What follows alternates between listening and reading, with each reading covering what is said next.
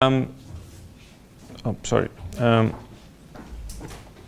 The idea is to take bits and produce amplitudes, and then use these amplitudes to multiply with pulse shapes and form a pulse train from that. Okay. So let's look at a simple example that might clarify the overall picture here.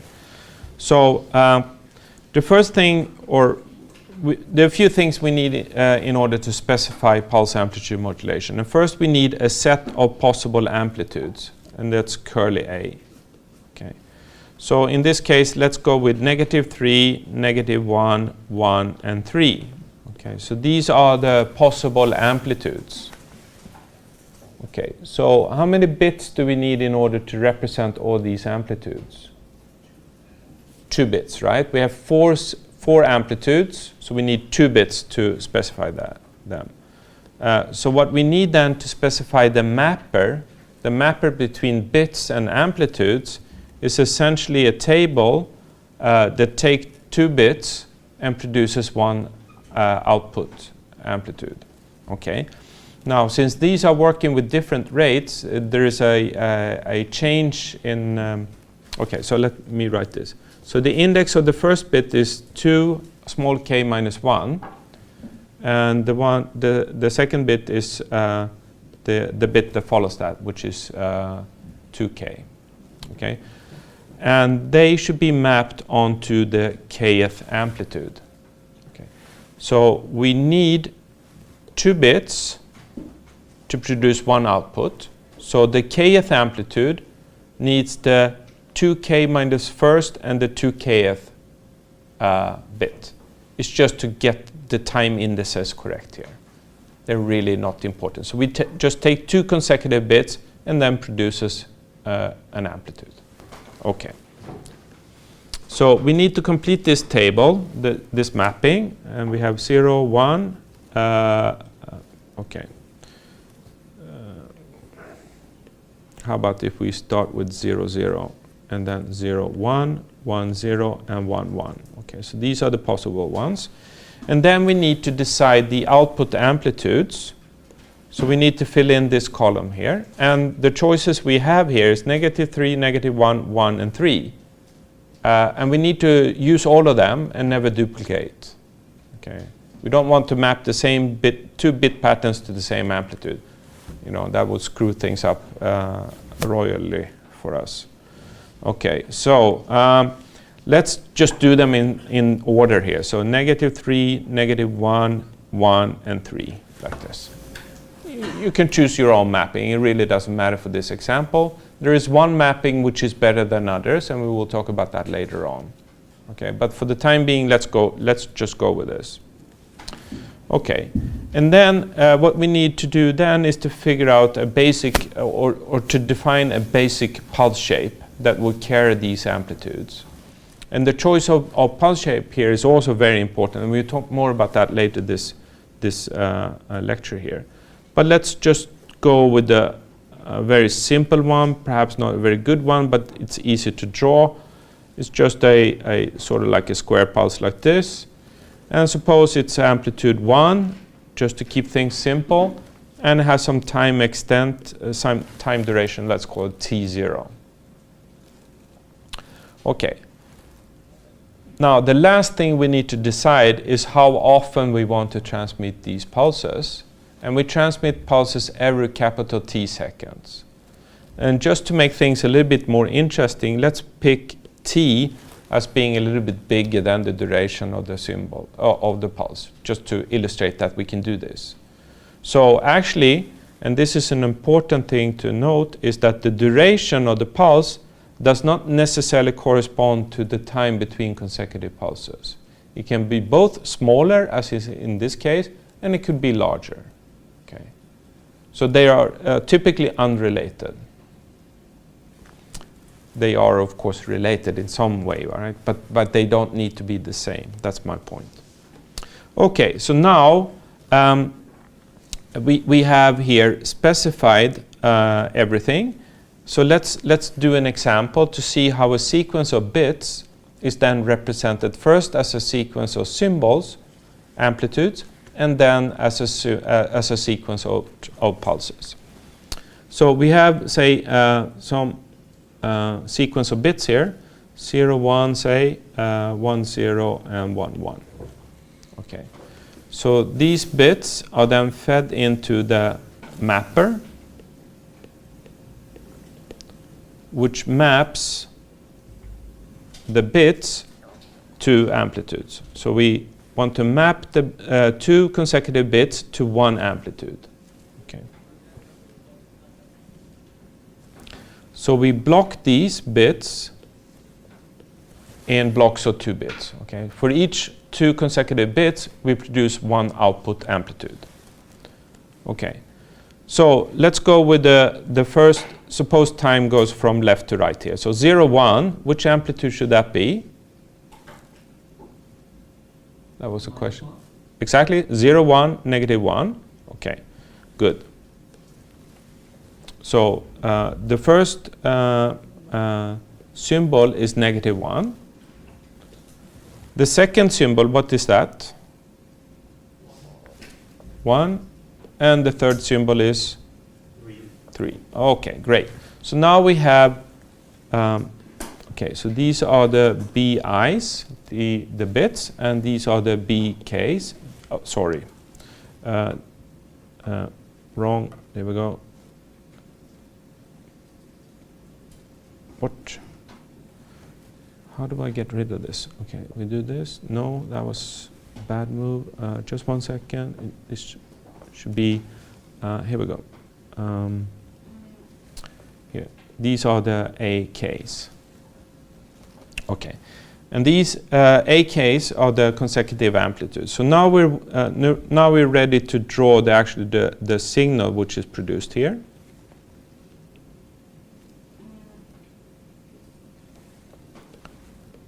The output, the final transmitted signal. Okay. So the first thing we should do is we should take the basic pulse shape, which we call G of t, and then multiply that with the amplitude and put it on the timeline here. So we have a negative 1 times G of t, so that's going to be something that looks like this. Amplitude negative 1, and it carries on for t0 seconds. Okay. So that's the first symbol. So negative 1 then becomes this first pulse. Okay, the next amplitude is a 1. So it will be something like this. Amplitude 1. And it would start at time t and then end at time t plus t0. Okay. And the third amplitude would start at time 2t. And it's 3 in this case, so it will be something 1, 2, maybe something like this, maybe. And then it will end at the time 2t plus t0. Okay. So these are our pulses. The first pulse belongs to the first amplitude gives the first pulse. The second amplitude gets the second pulse, and the third amplitude gets the third pulse. Okay. So if we just look at one of them here, let's say the last one here, this is A3. This is A1, A2, A3. Sorry, it's not. It's actually A2 times GT minus 2T. The second pulse here is A1 times GT minus T. And the first pulse is A0 GT minus 0. Okay. And the total signal, S of t, is the sum of all these pulses. So in general, is the kth amplitude multiplied with the pulse shape delayed by k times t seconds. And then we simply sum this over all k. So let's assume that we have many of those. I mean, it could be limited, of course, but from minus infinity to infinity. So this is pulse amplitude modulation. Okay. Questions?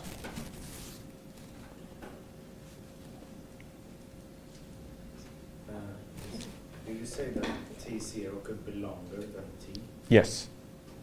And so what? They can overlap it. Exactly. So let's see if I can draw a pulse which is longer than T like this. Then the first pulse would be something that goes like this. And the second pulse would start like this. And we sum them together. So the output signal would be then, let's do that in green. Let's see if I can do this. It will follow this one, and then it will go down to 0, and then it will go up like this, and whatever. Okay, continue. So the pulses can for sure overlap.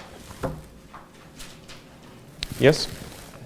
Shouldn't it make the, decoding of them? Well, not decoding, but when you want to make them bits again? Wouldn't that be quite a lot harder?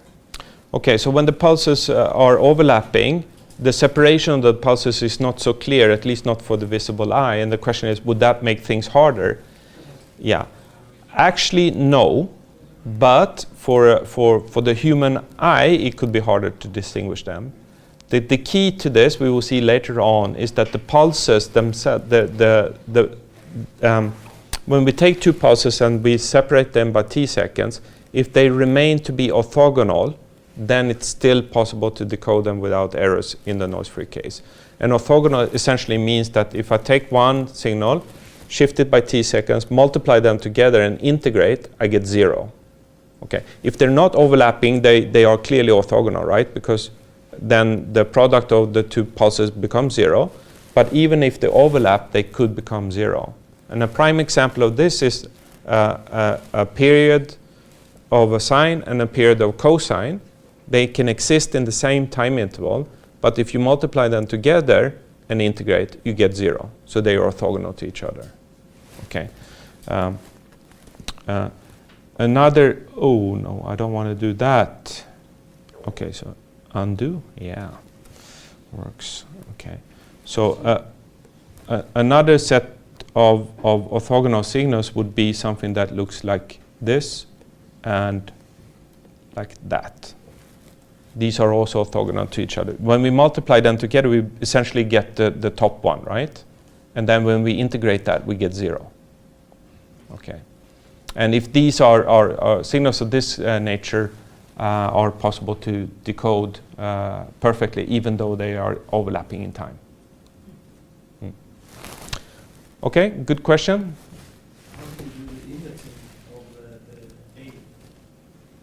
Okay, so the indexing of A here. Yeah, so let me clarify this also. So we need to somehow start time here. So say that this is the, when I is, let's change color here also, maybe. Let's take black. Okay, so which bit is this? We say that this is the bit when I is equal to 0. Then 0th bit and first bit corresponds to one amplitude, which is the 0th first amplitude. So then this is for k equals 0. Okay. Just if you put in k equals 0 here, you see that A0 is the, oh no, it's broken.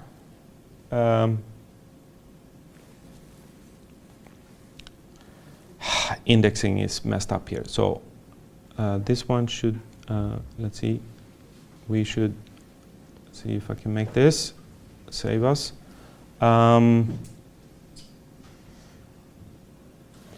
This should be the first bit.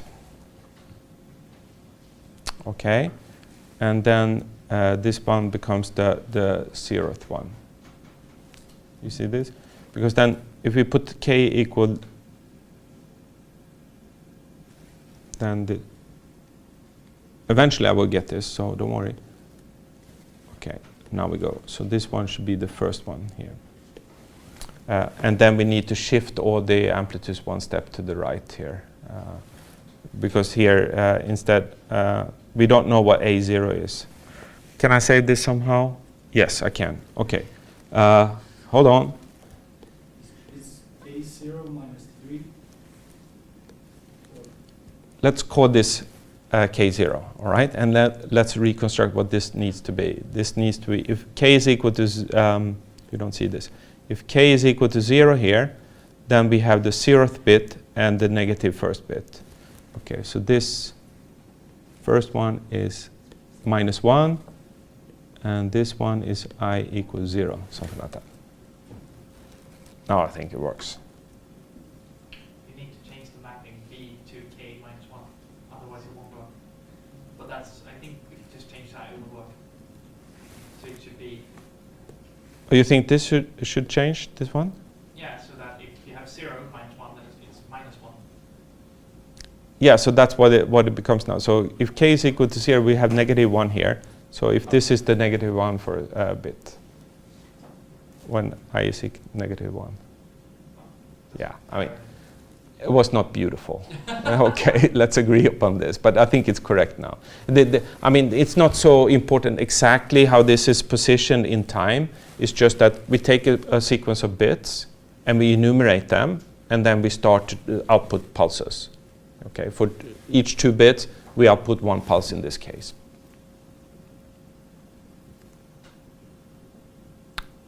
Okay, any more questions? Okay, before you find any more errors, let's continue. Okay, so what have we learned here? Well, here's the generic setup. We have a bit stream coming in here, and then it produces a stream of amplitudes or symbols. Amplitude and symbols are the same, 2 words for the same thing. So we have a stream of bits, a stream of symbols, and for each symbol, we output 1 pulse. Okay, and the kth amplitude, k is a time variable, we output ak times g delayed by kt seconds. Okay, and then we build up this train of pulses. Okay, now let's talk a little bit about rates here. So capital T here is the time between consecutive pulses. We see that when we increase k by 1, we delay it by 1 more t seconds. Okay, so the pulses are spaced by t seconds. Okay, which means that we output 1 pulse every t seconds, which means that the rate which we accept symbols here is 1 symbol every t seconds. So the rate of the symbols, Rs, is 1 over t. Do you agree? Did you follow this? Since we output the pulse every t seconds, the number of pulses we output per second is 1 over t, which means that we need to feed in 1 amplitude 1 every t seconds, or with the rate 1 over t pulses per second. Okay, then we go back. So for each amplitude here, we need a number of bits to produce that. So we need more than 2 bits. There are more. Okay, so how many bits do we have here? Well, we have as many bits as we have possible amplitudes, namely capital M. Okay, so the number of bits we need here is the log 2 of m. Okay, so if m is equal to 4, we need the log 2 of 4, which is 2 bits. If m is equal to 8, we need the log 2 of 8, 3 bits as the input.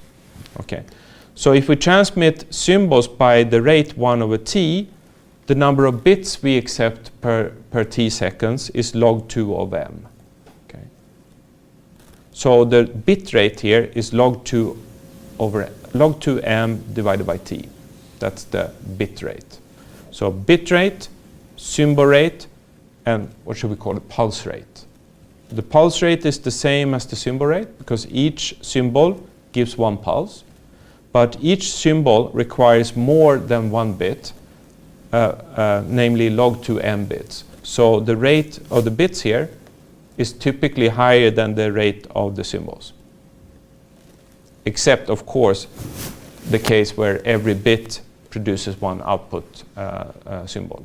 Okay, when we only have two amplitudes, then they're the same. Okay. This is a nice slide to hammer in to your head. Okay. That will be a very nice summary of pulse amplitude modulation on the transmitter side. Okay, but we also want to do receive here. And to figure out what the best receiver is, we actually need to do a detour into some signals and systems or linear systems theory. Okay, so a little bit of a detour. Linear time invariant filters. What are those? Right, you remember? Okay, so then this will be a little bit boring, but let's do it anyways. So a linear system, what does that mean? Well, it's a system that satisfies the superposition principle. Okay, so what is the superposition principle? Well, it's like this. So if we have a system here that we don't know anything about, it's just something that takes an input, x1, and produces an output y1, and we don't know if it's linear or not. But to test that, what we can do is that we can take any two input signals that produces then two output signals. If we can say that we can, okay, so let's start again.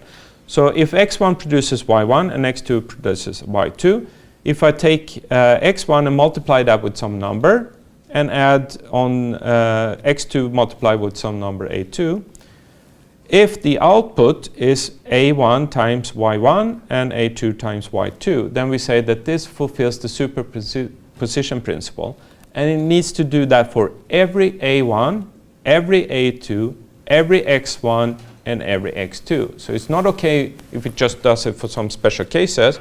It needs to do it for all. Okay? Such a system is a linear system, so L for linear. Right. Okay. Time invariant systems are systems that do not change their properties with time. Okay? So delaying an input gives the same delay in the output. So if we have a system here, which we don't know if it's time invariant or not, but if we feed it with x and we get y, if we wait a little bit and then feed it with x t minus some tau, the tau could be any number, then it better be that the output is the same output as before, but delayed with the same time, with the same amount of time. Okay, so we have tau here in both cases. And this needs to hold for every tau and every x. It's not enough for just one x, right? If this is the case, then we have something which is time invariant. Now, if we have something which is both linear and time invariant, then we can compute the output as the convolution of the input with the impulse response. Okay? So what is the impulse response? Well, it's the output, h, when we feed it with the input delta, where delta is this Dirac delta function. If you remember, is something which is an extremely narrow pulse. And that was a super bad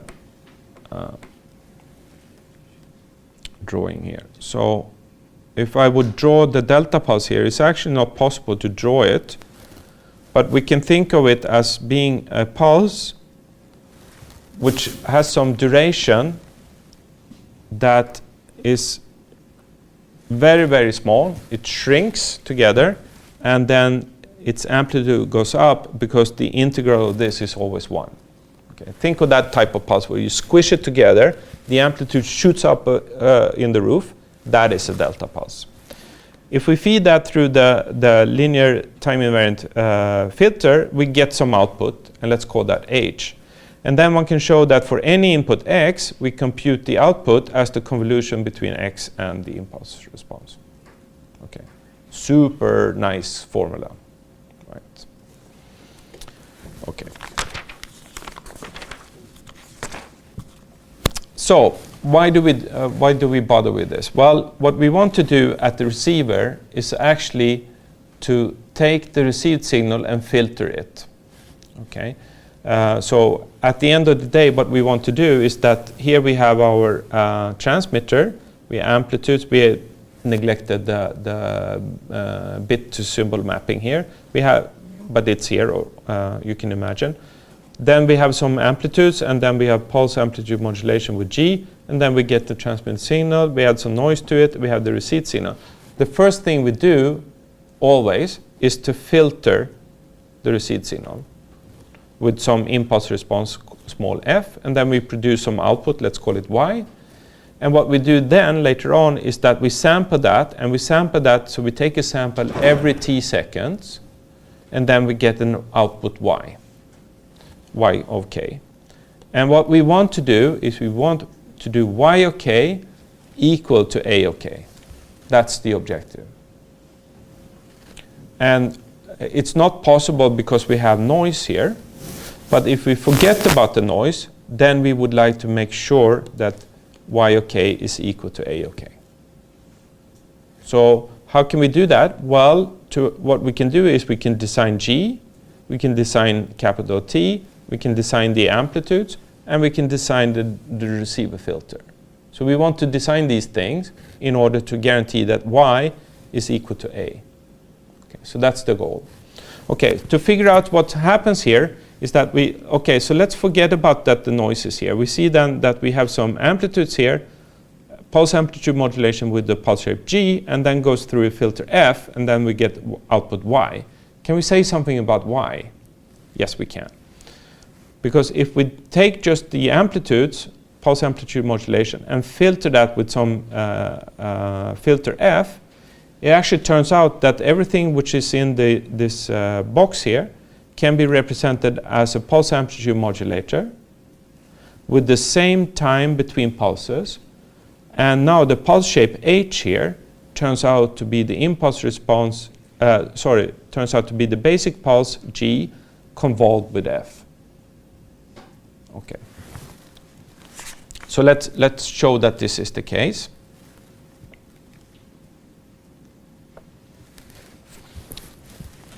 Okay, so we start by having our filter, which has a impulse response F. And then let's feed it first with the basic pulse G. Okay. First of all, this is a linear and time invariant filter. Okay. What is the output?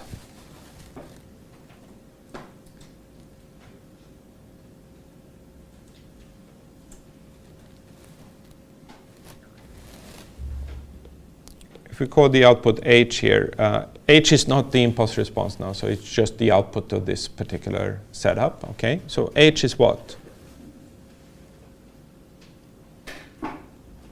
Input G, impulse response F. How would we calculate H? It's not a trick question. Yeah. Convolution. There we go. Convolution, our friend. Convolution, G of T with F of T. You agree? By definition, right? Okay, so, but we don't really have G of T as the input here, but if we take the K, first of all, sorry.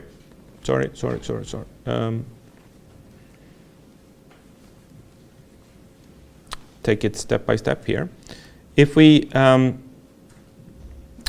take G of T minus, say, K of T here, so we delay. Okay, so what we have done now is we've taken the basic pulse and we delayed it by kt seconds. What is the output then?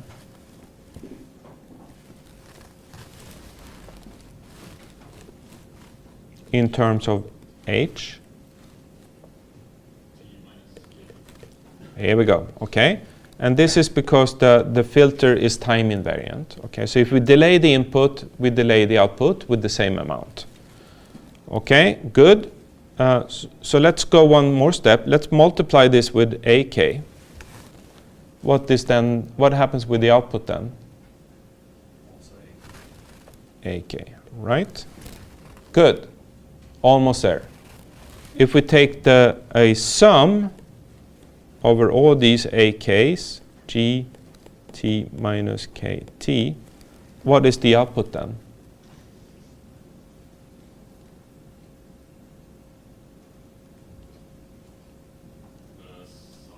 Exactly, right? Superposition principle. So it will be AKHT minus KT, like this. Okay, which is pulse amplitude modulation with h of t, right? Pulse amplitude modulation of AK with now the pulse h rather than the pulse g. Okay. So what we have learned here is that if we take pulse amplitude modulation, which we have to the left here, and feed it through a filter which has an impulse response f, then the output is still pulse amplitude modulation of the same amplitudes, but with another pulse shape. And that pulse shape h happens to be is the convolution between the original pulse and the impulse response. Okay, so it was just a simple exercise of using linear and time invariant properties of the filter, and then just building it up from its basic components. Okay, so then I think we have actually proven all this. Okay, going back to our original problem here, what we wanted to do is to make sure that in the noiseless case, that is when we, for the moment, forget that there is noise, is there any way we can make yk equals to ak? Okay. Well, it's not difficult to figure out what yk is. It's y, the continuous signal sampled at time k capital T. Okay. And since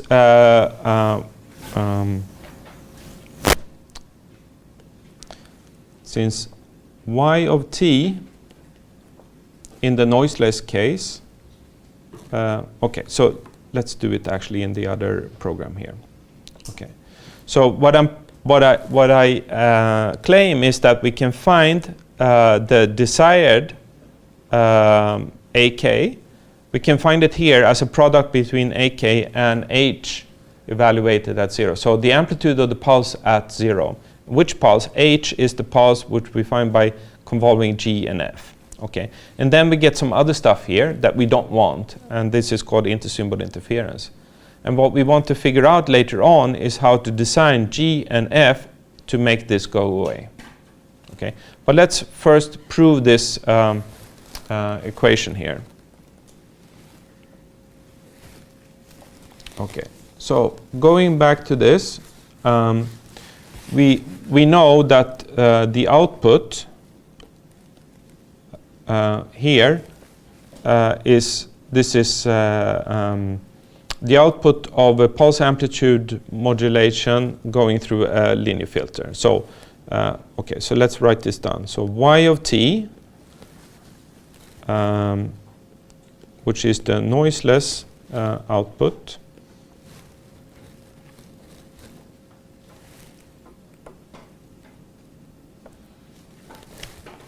let's do this once more, a little bit more seriously. Okay, so we have our AKs, and we have now pulse amplitude modulation with the basic pulse H, and we output pulses every t seconds, and here's y of t. And we remember now that H is the pulse shape we used for transmission, which is G, convolved with the impulse response of the receiver filter. Okay. What can we say of y, k, t, the kth sample of y? Well, it's simply it's okay. So y here, y is pulse amplitude modulation with pulse shape H, where the input is A, OK. So we can actually write this out, what y is in detail here. It's a sum from minus infinity to infinity, the amplitudes, and then the pulses, delayed pulses, like this. Okay. So I just put in here the definition of pulse amplitude modulation. OK. Now, so this, what we see here is y of t. the analog received signal, or rather the signal that's the output from the receiver filter. Okay, and then we want to sample this every t seconds. So we put, instead of small t, we put in k times capital T.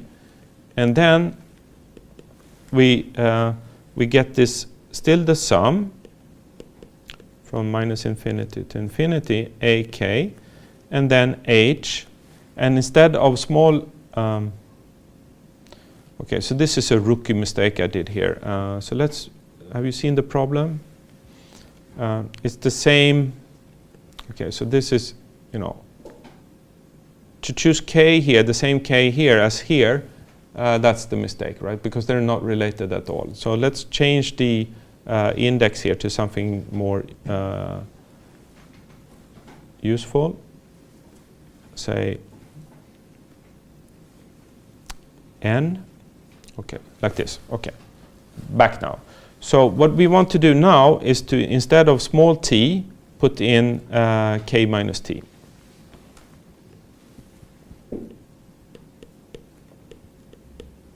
Okay. Right? I just took whatever was inside the brace here, and I replaced small t with k times capital T. Okay, and then we get this.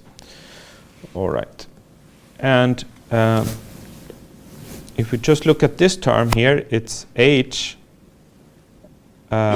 k minus n times t, like this. Right? So what would I like yk to be? Well, I would like it to be ak.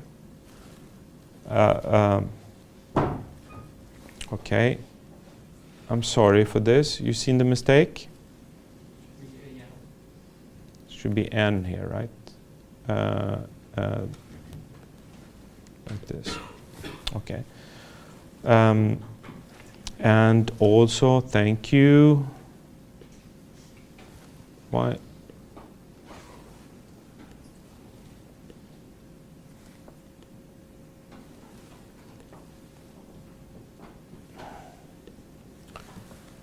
Sorry. Are we on the right page now? I hope so. Okay.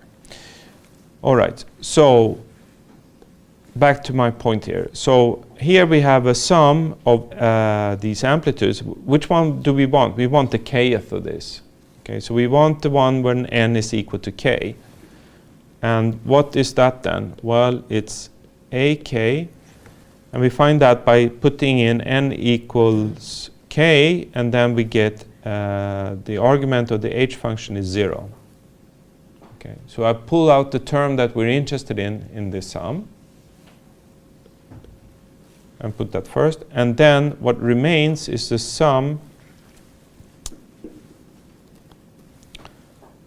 where n goes from minus infinity to infinity, but when n is not equal to k of the remaining terms.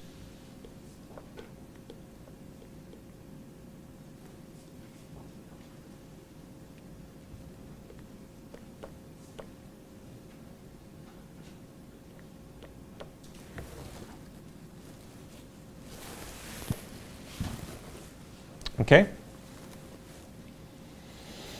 Okay. So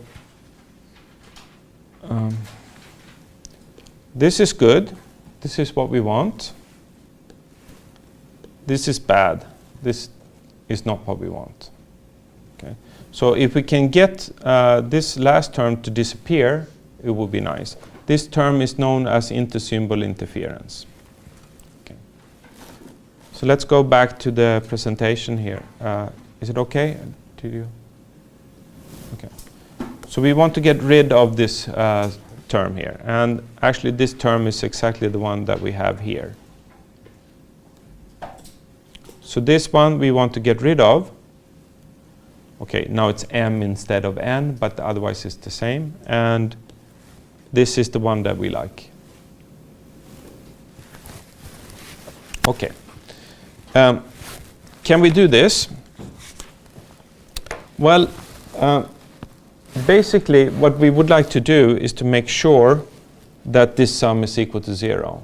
So one way to make this sum equal to 0 is to make sure that these factors are 0. Okay? So if we look at that,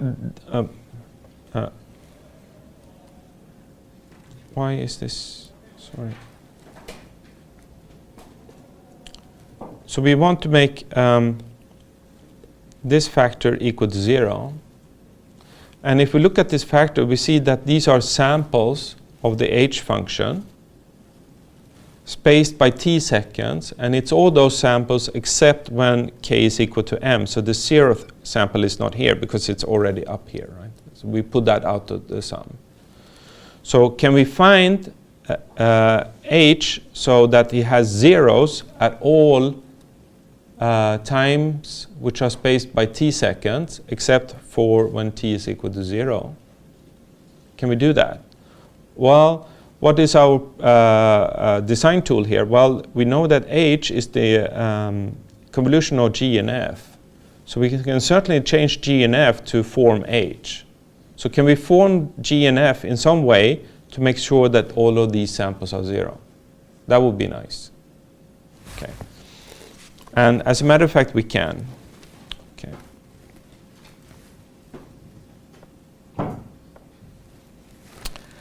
So a small example of how this works is that, for instance, suppose we have a G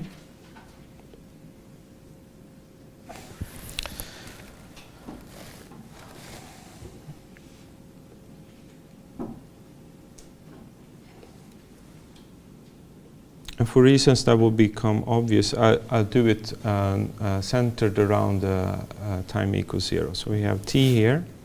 The duration of this pulse happens to be the same as the time between consecutive pulses. So suppose this is g. Then we want to convolve this with some f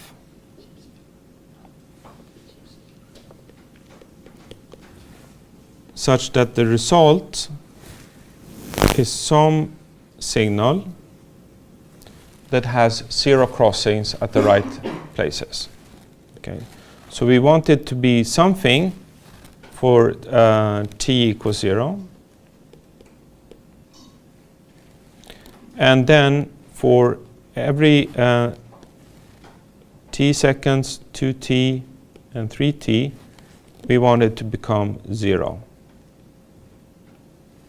And the same thing is for negative t, negative 2t, etc. We also want that to become 0. Okay. So we want to draw a signal between these points, because if we can do that, then we're okay. Then we won't have any intersymbol interference. Okay. Can we form such a signal in this case? Well, this is h of t, by the way. So we take g and we convolve it with something, and we want to find an h, and we want it to go through these blue rings. So one way to do that is actually to just copy g.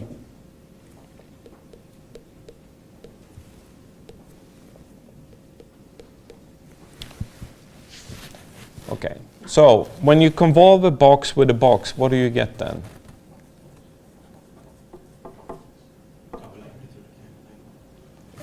Double amplitude, but the shape of the output?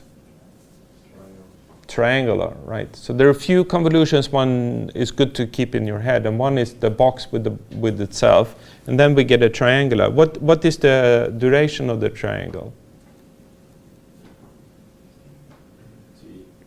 2t actually. So we have t to the left and t to the right, and then we get 2 t's. Okay, so the amplitude, it actually becomes something that looks like this. Like this. And we see that this is a great pulse, right? It goes right through the right things here. So actually, what we can say is that as long as g of t has duration, or another word for that is support, equal to t, and FOT has duration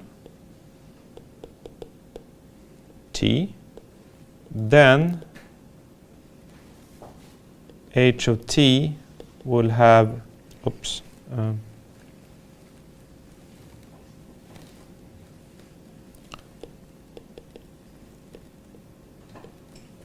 duration, oh no,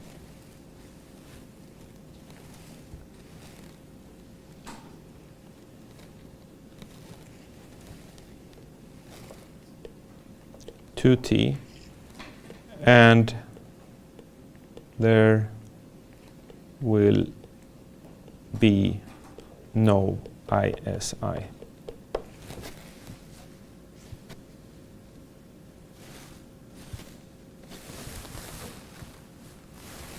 Okay. So what I'm claiming is that if we have any signal that has a duration t, like this, and we have any other signal like this, which has duration t, then when I combine these two together, they will be confined from negative t to t, and therefore go through 0. They will be, the convolution between the red and the blue one will have something which is 0 outside the interval from minus infinity to negative t, and from t to infinity. And therefore we will have no intersymbol interference. And then it will look something like this in the middle. I don't know what. Okay. So, to summarize, sorry for taking your weekend here, but to summarize, intersymbol interference can be avoided if we keep time-limited pulses where they don't overlap, as we were talking about earlier. If they don't overlap, we won't have any problems with intersymbol interference. Now, why should we ever want something to overlap then? Well, let me ask you this. What would be the bandwidth of these pulses? Would it be finite or infinite? Time-limited pulses.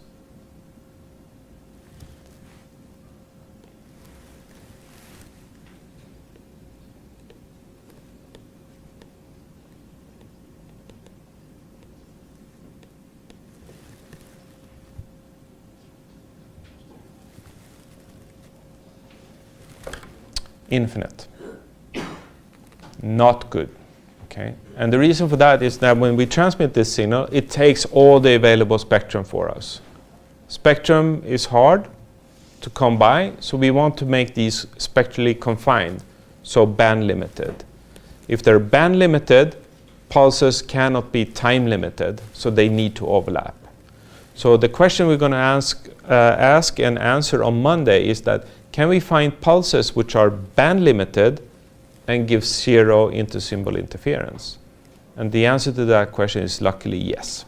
So we will see which ones we can do, and we do that on Monday.